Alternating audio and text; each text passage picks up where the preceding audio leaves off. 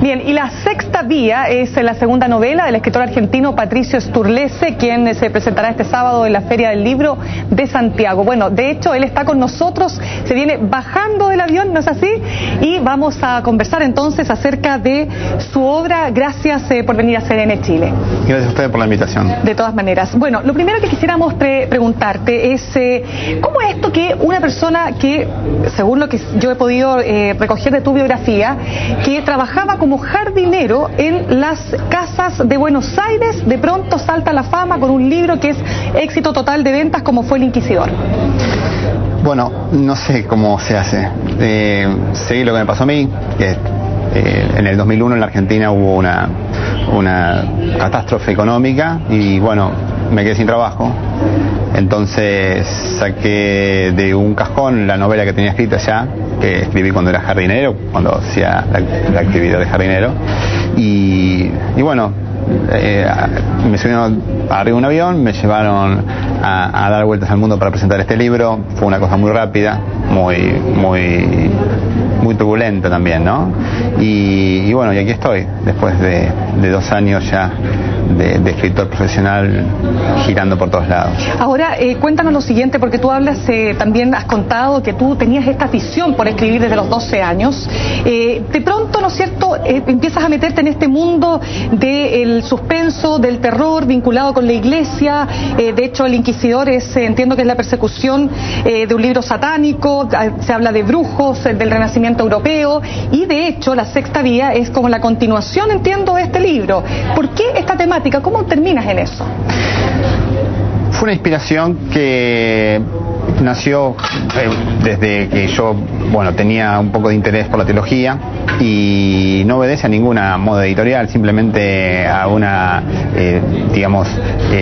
gana de escribir del Renacimiento, que descubrí en Roma cuando estaba visitando a familiares y bueno, me encontré con la estatua de Giordano Bruno.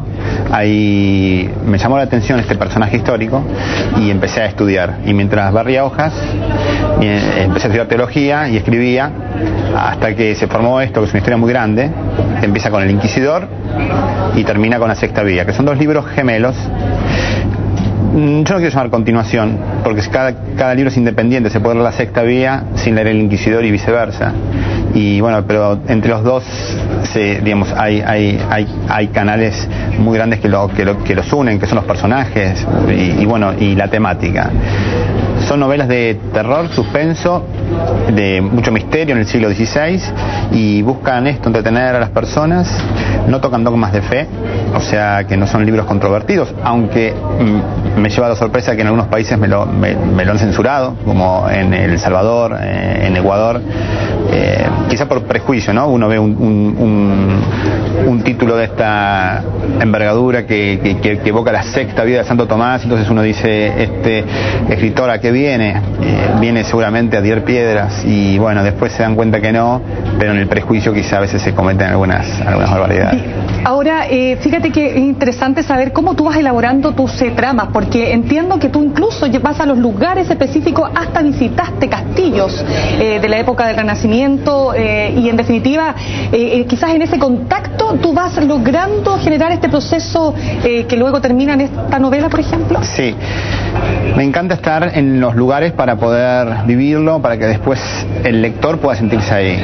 O sea que es incompleto si yo hago una escena a partir de una foto. Recorrí 30 castillos en Europa y los visité, a los que pude y a los que estaban clausurados o abandonados me metí a explorarlos. Así también me pasaron cosas, como me quedé encerrado en un castillo por horas en el norte de Italia. Y después en los libros pasa que el lector no se da cuenta, pero hay 2 o 3 líneas que evocan a ese castillo. Yo quedé 10 horas encerrado ahí adentro. Entonces es una injusticia, ¿no? Pero lo que digo es esto, es que